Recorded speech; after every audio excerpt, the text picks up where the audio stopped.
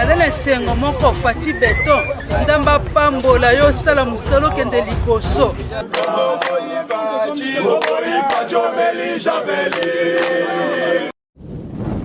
Soi-disant, hein. Bon, naza licencié, naza docteur en droit, naza docteur en économie, naza gradué. Mais bazo yiba, bazo détourner soni.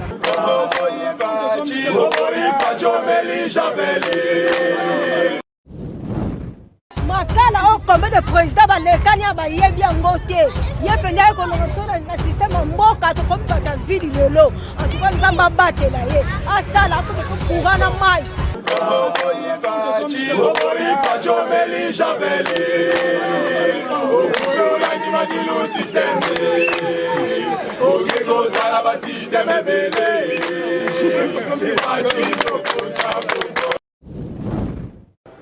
Voilà, vous avez partout dans le monde, en travers syndicat, télévision, télévision, musique, Moussala Malam toujours ya kusala pona kozwa ba news o ekoleka na syndicat télévision a tout ça on dirait qu'il y a parlé du peuple dans un mon côté kasi dans un invité na Justin Kifuta vraiment analyste monene bongisana puis la syndicat télévision toujours bela lelo sujet d'actualité politique o ya mboka na biso. Oui, vraiment, Italie mingi mboka Congo vraiment toujours symbole na question d'actualité tout le monde candidat qui a première vice ya Sénat tout le belango et puis toujours le belango soit faire ya Séninde tout le monde ba chrétien catholique ba évêque peut ba boyi ya mobena eza ko pesa mwambutu mutu na niveau ya Séni kuna pe na ba sénateur o ba sengi penda ba longola ba immunité nazo solo vraiment na Justin Kifuta wana na ko pesa mbote pour tout symbole ba question d'actualité. Bonjour Déco. Bonjour maman. Boni papa. Madame. Santé qui vient. Très bien. Mais la monnaie est un peu malade. Non, naza malili te parce que oui, mbokezo ke mabe. Tant mbokezo ke mabe, moi toza na courage penze zate parce que o ezole kasiko eza ko bangisa mbokezo ke ndewapi. Justin Kifuta tout le monde il est là Edi Mundela za candidat qui a premier vice à Sénat et a ko remplacer moi na mboka Saliba di bango eza ke sikana pendant temps mulai. Ndenge ni abimi candidat il kaka yemo ko tandis que ba sénateur mususu bazai que la ba qui est capable ya ko poster peut ya ko voter na élection. Oui, ya liboso na kopesa quand même félicitations na ndenga bimi premier vice-président pour na ko combler vidéo ezaki na Sénat wana bureau comme maintenant au gars complet. Mais malheureusement façon abimeli sikoyo eza façon o esengela ki abimela te. Donc abimi tolo ba penza o union sacrée alingi a installé a instauré na mboka la pensée unique. Or pensée unique c'est-à-dire que batu nyonso batala na même direction. Au moment qui mukolo ba dépôt ba candidature et salamaki Eric Makambo a ko déposer candidature na peu comme candidat premier vice-président. Mais malheureusement butu bureau ya Sénat ba sai musala nini poka ko écarter candidature Eric Makambo pour que oya uti ko bimo soki Edi Mundela azala candidat unique. Yango moni donc et c'est même pas organiser ba élection ko bengisa séance plénière mo bimba ya Sénat pour que ba yaka kande ko installer moto.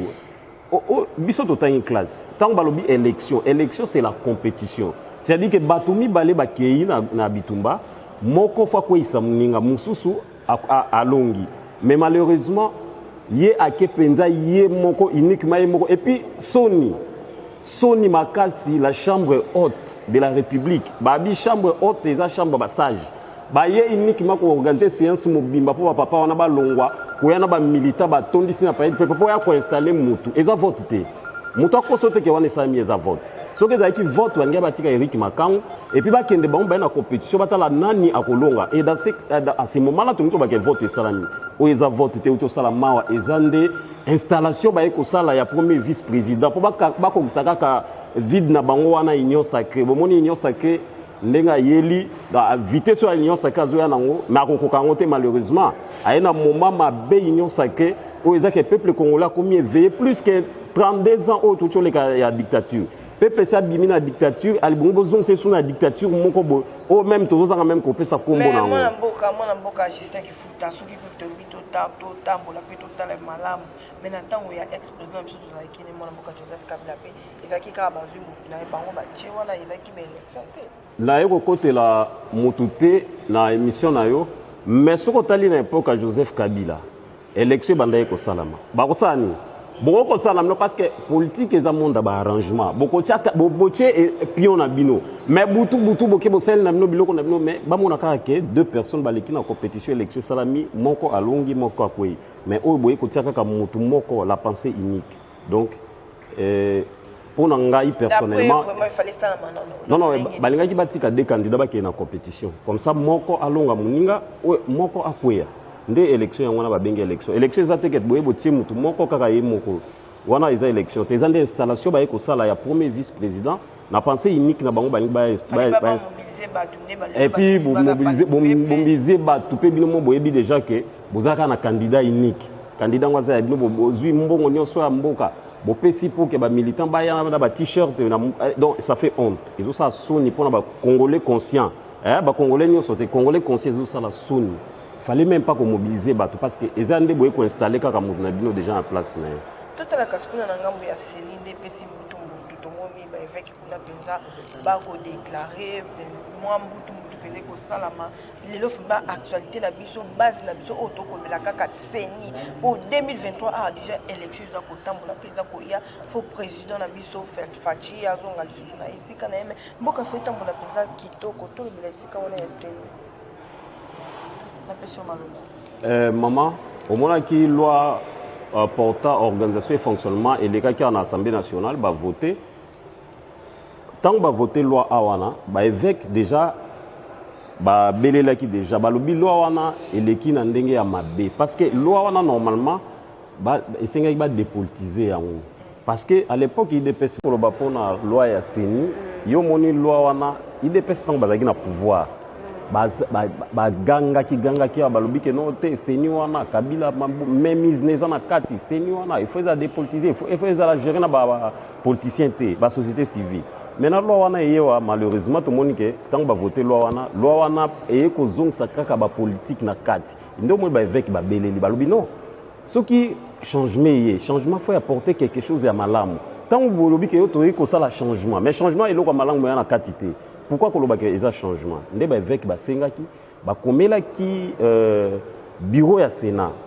Tant que loi va voter ba habiter bino bokende kuna bo revoir moi muke Bakambo et Sami na Assemblée nationale parce que balingi va dépolitiser seni pourquoi parce que tant que élection ko salama makelele les alaté au moins ba loi électorale et bomisi batu na Congo loi électorale batu abimi awa na ba tricherie malheureusement au moins tant aux ana pouvoir te keba ko finga keba ko critiquer il dépêche tant bazaki na pouvoir ba critiquer awa to moni awa tant ba élection to sama ba wewa ba tambol ko beta ba député provinciaux par-ci par-là même temps élection ba sénateur et salami hôtel ba sénateur wana ba leki na corruption ba parce que loi électorale ezaki malamu te contre IDPS non naza contre IDPS mais naza contre loi électorale oyo wana eleki na kati ya Assemblée nationale ke balingi ke ba politicien de ba gérer nini ba politique bazala ebele na kati ya bureau wana pour que élection lo bitango ko sala ma tricherie sala malokola ndenge to uti oyeba ndenge ba élection uti ko leka awa bo. OK voilà juste que futa to zongela yo to solana papa pesa pe point de vue nae Guillaume Samba. OK Guillaume Samba bonjour. Bonjour maman. Tu vas toujours na faire yango ya seni to moni de ko juste que futa pe point de vue nae bon point de vue nae. Non to banana no na élection et salemi na Sénat. Oui. Vraiment na féliciter na ba sénateur pour la maturité ba lakisi. OK. Na lolenge ba sala élection et bandi le loté. Ndakutokoki ko zonga moi sima mukie mena ko kulinga ko tanga ba kombote. Mosha bazalaki candidat unique, vient na mungai azaya na ngai ya ndaku, obemina bazali candidat unique, Mambunda idem candidat unique. Donc bandi le loté. Soko yebi bandi depuis voilà donc ezali biloko bango batikela ki biso na régime wa 18 ans on de quoi yeko déclarer ko défendre ndeko bati yo yebi ndenga lungwana FCC babenga kango biloko na bango wakona kokuta na kotaki ngakati FCC be FCC na yebite oyebi ndenga lungwa po alengaki ko tchape candidature contre ndeko Alexis Tambwe Mwamba o balobi aza soki na aza soki na Belgique soki wapi lelo donc biloko wana eza makambo ya kala nga na félicité maturité o union sacrée baye nango pona ndenge basali élection eleki na ndenge kimia omoni ko yana population baya ko manifester pour oya bango akomi mokonzi eza mabete biso toza parti de masse IDPS biso te mais IDPS eza parti de masse eza parti démocratique o bayoka ka base yo yebi biso toza ba analyse politique ya kala IDPS toujours so ba osala mo eloko na bango bayaka na base po balakisa ke biso tozali donc ba congolais bazali bango lokola bazanga bato moni ba bureau ekweya wata mpuka bujaki te wa telema na balabala réclamer ndeni bureau na biso to vota ki bat na biso pour dire que bazana bango le côté donc ya azana eloko akobota wate ya ko réclamer que ne élection te batata mi biba yete oyo ezali élection ta mutu moko tuna ezaka toujours élection donc élection ezali na ndenga bien preuve azui sur 92 votants ba voter vice-président Edi Mundela Kanku na 80 voix. Vraiment, on a félicité. Non, attends, ça va pas parce que parce que ça candidat ceux qui ont qui na adversaire alingaki azwa 80 voix na te mais tu candidat fallait botika bango bakende balingi batika bango bakende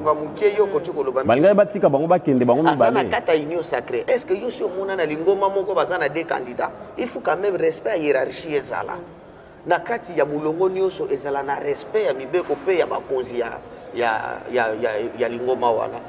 ndeko Eric Makangu na ebité comme habitude élection nyonso eza ya postila akaka na ebité soki ezali mo eloko mo fu aluka ba conseiller communication hein lokola bino ba mama boye bato boye makama politique ba meka ko conseiller azala pe na discipline na kati ya eloko nyonso eza na discipline na sepeli mingi na féliciter sénateur Kanku Edi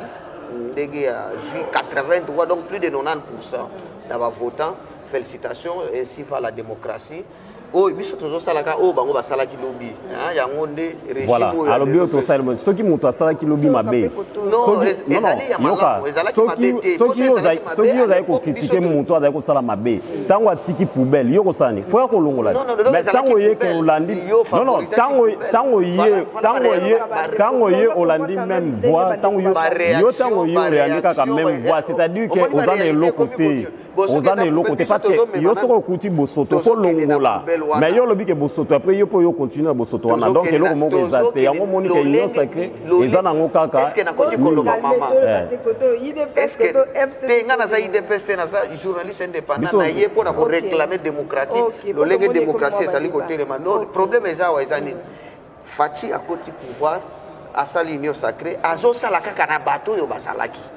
akoki ko créer bato te pa zanzambe te a créer bato azosala kaka na bato yo wana oyo mentor na ye oyo ya défendre tous les jours oh biso babenga soki autorité immorale soki nini oyo ya défendre chaque jour oh papa kingo yo kaki papa kingo alobi na ye na baninga na ye na basi na bana na mboko te akozonga na pouvoir na mboko kingo akumwanza uti kolia na Kabila ozoyoka kingo akumwanza uti azana leçon repesa ba congolais te sauf bakatange na ye kuna na Lubumbashi c'est pour cela to féliciter l'élection ndenge salami tala kimia tala ndenge to sala tout ça na kata parler du peuple est-ce que yo moni bitumba pour dire que la démocratie est au donc il cause temps ya ko kinga attends jamais mabula il reste à la bitumba et l'ingi ala ko swana mais la démocratie ndenge toki to wuti élection to silicita la kimia ndenge za na parler du peuple ba militant ba so sepela na bango libana na ipte so zo ki bango ba o sepela donc ba so toucher mutu te liberté ya mutu opinion ba za respecter na mutu nyoso ainsi va la démocratie to continuer na ligne mais pour na makamu ya loi organique ya CENI non eza mabete yo yoka ki président ngai naza vraiment expert chaque jour na participer non ba effet basilikité ba kisika ba lobby eza malamu mais basilikité oyoka ki président assemblée nationale ba dépolitiser CENI ba lobby bureau wana ezala gérer na ba confession religieuse ba politicien baza na même mise ba politicien baza na même mise na oyoka ki président Sénat et c'est pendenge moko atelemeli kolo na biso moso nkodi ya mpwanga o nazopesa mbote kulutu bazobongisa vie pour na Congo démocratie evanda alobaki no loi eyaki awa député moko te alobaki ke no a dépolitiser apesa ni amendement 500 députés bazalaki na sala ta moko te asalaki yango et en plus na monde entier muta organiser élection eza ministère intérieur o ezali ezokamamana ba membre ya parti politique ya mokonzi ya mboka mais biso na biso awa jamais bakoki ko organiser élection sans les politiciens or que élection eza ba politiciens ne bakendaka il faut pas politicien peut pas la wana société civile peut les alliés présidence ya CENI et tikalika na société civile donc ba innovation et moi et belé vraiment il faut qu'on féliciter ba député na ba sénateur ndenge ba voter loi wana na za sur démocratie ko ça l'assurer ba oh nyoso bazo banga ba mela moi maya malili ba kitamite mana bango makame ko lekana ndenge mo akiba yo yebi ke fachi aza vanta guerre asima manduki te maboko pembe aza mwana oyo abokami na nzungu ya démocratie ko continuer toujours. Merci. Ok, voilà, tout ça casse malube pas ya ndeko Justin Kifuta pe yo pour chose que maluba poto kabana Justin tout ça na affaire ya CENI au ça peut point de vue un peu tout monde décoper koto apprécie déjà point de vue na tout ce canal. Bon, ngai CENI na koloba boy loi oyo portant et organisation et fonctionnement ya nini ya CENI na lobite ke za mabe mais problème ezani loi wana lokola lobite wanda ko décrier que ba tricherie au salama parce que ba politicien bazaki na même mise na kati ya CENI ba benga commission électorale nationale indépendante to linki a fonctionné à toute indépendance c'est-à-dire que ba politicien bazana même mise té ba tika CENI bureau CENI ezala composé na ba confession religieuse la société civile pour que moto dépendre d'un parti politique te lobeza que non député moko bo abimi na tricherie au président de la République abimi na tricherie ndé loko pe ba évêque catholique basengi olandi communiquer na bango conjoint nanani na SCC ba lobby ba revoir nini loi wana pour que CENI cette fois-ci ezala gérer na ba confession pour que à chaque fois que l'élection salami batu ko kufa batu ne parce que batu bazalaka sur que réellement tel aza élu parce que politique ezana cadre yango wana basengi eloko wana ngai na soutenir loi wana te na ko soutenir yango soki ba dépolitiser yango ba politicien ba longwe na kati ba tiki ba confession religieuse ba obi société civile ba gérer loi nini CENI wana nde toza d'accord na yango mais na liko tozo kende mama kati ya tshana motuke déjà bazo préparer déjà tricherie lelo il y a 2023 président de la République a déjà fabriqué na kati ya parce que ba tourner ba kozana kati ba député dans la biso le baki pe ata sali des mandats ata sali des mandats za na problème wana za ba langage politique mama kolanda langage politique te politicien ko yebiselo musu na tongo na media lo musu na poko yebiselo musu kolanda langage wana te wana za pona ko apaiser d'esprit wana langage wana eza langage moko politique batika ke CENI c'est papa ngam na loba tika ngai na za ko loba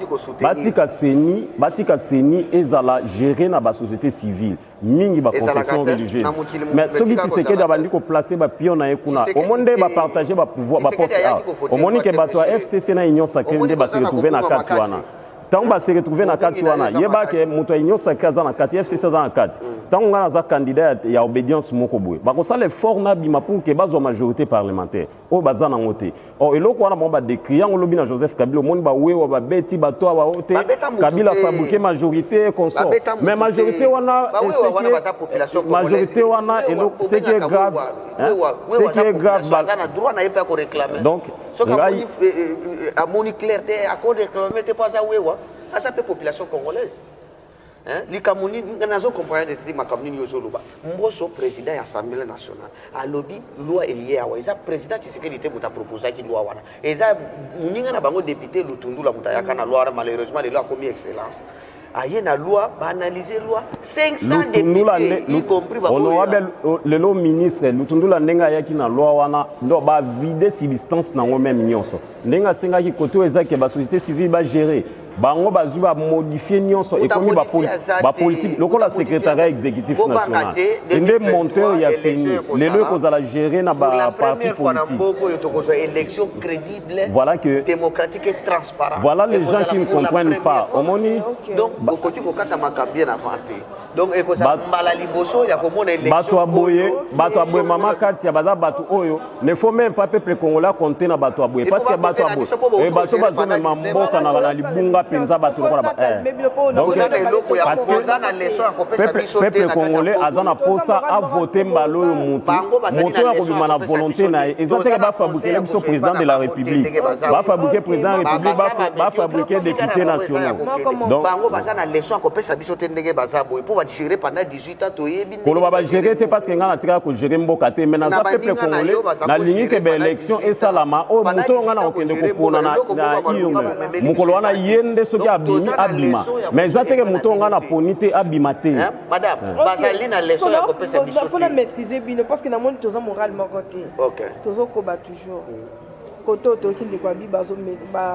maîtriser mboka bien te koto yo contredire boye topesa maloba moko na minute boni mama bon nga mpo na ngai atika kope koloba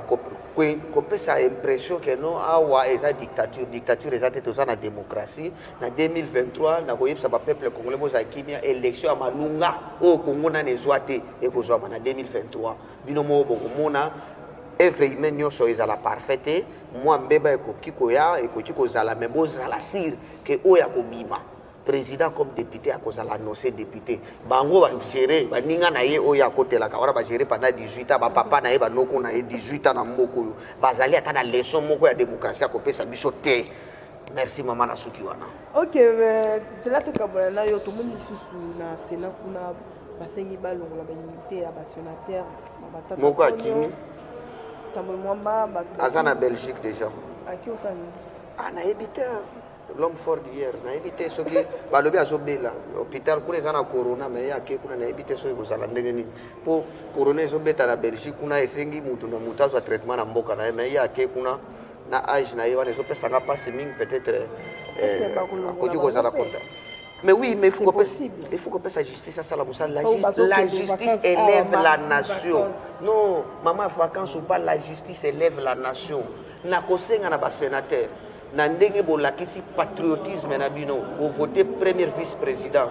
monsieur Edi Mundela Kanku bosala lolenge mo na kolongola humilité ya bandeko justice eza na bango bosenga la justice élève la nation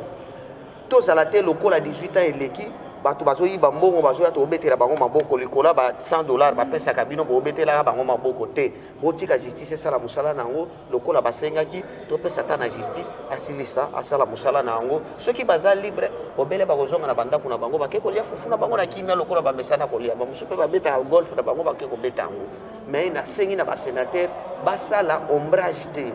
na kati ya lettre ya procureur bapesa temps bandeko wana ba papa wana ba koko wana ba kene ko se justifier mais gestion na bango devant la justice nde eko laver bango mais pas ça ta parce que la justice élève la nation to bossa na eloko wana te ne nazali ko senga na ba sénateur ba longola bango humilité kutu soki ezalaki par na ngai ka le même jour wana lettre wana yaki faut ko longola na lumbango nyonso ba longola bango humilité et ça joue aussi na président Bahati ayeba que zo jouer na ye peuple azotala ye Sénat ezali place ko bomba miyibi te miyibi bisika na bango eza na ngenga to na makala mais ye ala kisaka no ya sola lingi mboko yo azana posa ke mboko yo développer na salaka na meeting na ye pona landela kaye de pas à pas na fikini eloko aliboso aloba lobi biso ba politicien to bomi mboko yo to sunga mboko ye relever après Satan justice ça la musala na ngo balongola ba militaire bandeko wana ba kele ko se justifier devant juge na bango ba juge naturel na bango soki bazali ba innocent bakotika bango bakozonga mais soki bazana mbeba justice s'occuper na bango vraiment à ça l'ombrage des autres jouer contre vie ya peuple azali kotala ye merci maman. OK, merci à tous ceux qui sont dans ndeko Justin Kifuta to kabanya watu moni milité ya matata colonel zo longwa pe ya tabomba esi asili ko kende na mboka Belgique pe ko kende ko ba soin bango l'air kaka makambo inde na bango kina ko so ba soin ya onzo tongeza ka malade kaka air est-ce ka kozonga bon maman ngana iko défendre mototé tolingi ke justice esa musa nango justice soka sa musa ona ndenge ya malamu eza mabete mais eloko tolingi te tolingi justice à deux poids deux mesures justice à deux poids deux mesures batika justice soki bato wana bayibaki mbongo ndenge IGF mutu azobimisa yango toyebi te eza acharnement nini soki réellement baza na bapreuve ke badetournaki mbongo ya leta omoi mbongo ya leta eza mbongo na biso bacontribuable asa mosala na ye mais ezala deux poids deux mesures te boyebi dossier ya nani ya ministre économie ya rétrocommission ya ba société pétrolière ti lelo baolobela yango te akasia wa autre chose ministre économie so 80 millions na yoka bosoki 12 millions so 120 na ebi montate mais bazolobela yango te dossier ya ministre ya santé ten longo gestion ya coronavirus pas ministre était le longondo ti siko bazolobela yango te mais bazotala nanu kamoko nde tolingi te justice ya deux poids deux mesures ceux qui bango nyonso baza coupable justice asala mosala na ye ngana ko empêcher ba sénateur te balongola immunité à moto si réellement baza na ba preuve bamoni ke faut kolongola ba immunité po bato wana ba répondre na justice ba kende ko justifier gestion na bango basala mosala na bango mais ezala deux poids deux basala mais ezala deux poids deux mesures te kenon ba misusu ba protéger ba misusu nde ba livrer IGF asala mosala en toute la transparence asala mosala azala impartialité ezala c'est-à-dire que côté nion soit moni ezala quand côté o azana na union sacrée eza o aza côté FCC ce qui a touché kaka mbongo ya ba congolais ata mwa muke batika ya kende osamba wana biso to côté lemela ya OK merci balandi biso bongo na tindika télévision lancer message pendant la forme na ba diaspora côté la partout dans le monde pour to kabana na yo respect numéro ya téléphone message à Soukanga na ko lancer ezakara ke na sengi ya liboso batika ko politiser Seni batika Seni asala musala en toute liberté Seni parce que Seni eza lokola espoir ya mboka mobimba parce que Seni moto akopesa biso ba député ya malamu akopesa pe président de la république akosala pona peuple mais aleka na tricherité même ba député baleka na tricherité message na kopesa ya ngwana na kosenga pe susu na justice lokola justice ende elevaka nation asala mosala na impartialité azala neutre asala deux poids deux mesures tete ke ba misusu ba protéger ba misusu ba livrer asala mosala à toute liberté soki moto a détournaki mbongo à l'état à répondre na ba acte na ye soki pe azana ye coupable te batika ya a continuer kosala mosala ne azo continuer kosala pona mboka. OK voilà merci bongo ndeko Justin Kifuta to comme na suka émission na biso to pesi no mbote ba diaspora ba tout bon na tindika télévision to bingi moya bo s'abonner numéro na biso téléphone eza wana kaka ndenge to sala ka bo sali pe kaka bongo na pesi mbote na ba boss na nga vraiment na papier qui na mon pouvoir na refin qui sombe na Richard non na triple code difficile depuis Paris pourquoi pas na Saint-Étienne pour être à Londres et puis na ba tout bon nga joyeux anniversaire à ma petite sœur chérie Arlette Mwanda Bangala na linga komingi vraiment na sima caméra na mon péché mon caméraman prouvé kuna mai izola yola l'équipe technique d'abso ya régie vraiment biso na bino tout monde na prochaine émission.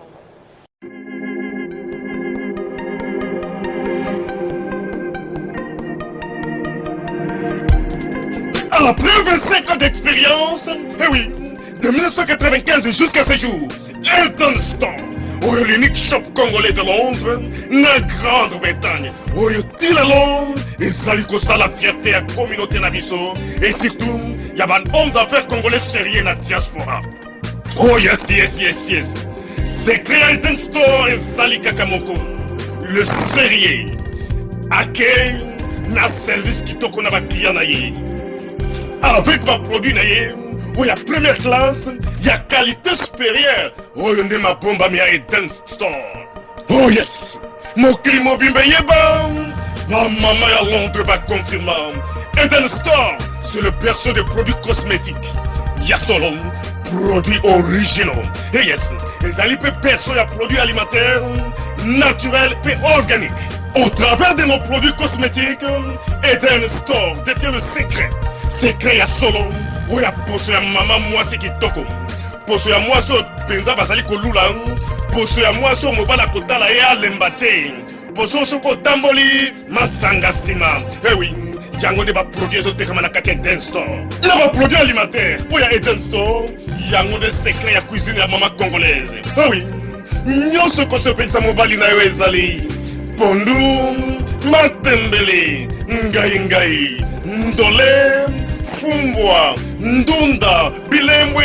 oyo nyonso penza oyo kobonga pona cuisine na yo ezali oh yes yes yes olingi mobali na yo asepela na yo libela na libela olingi mobali na yo atalaka yo lokola mwasi azali kolula sika oh yes olingi mobali na asisa biloko nyonso otielaka ye na mesa secret ezali kaka moko Eden Store.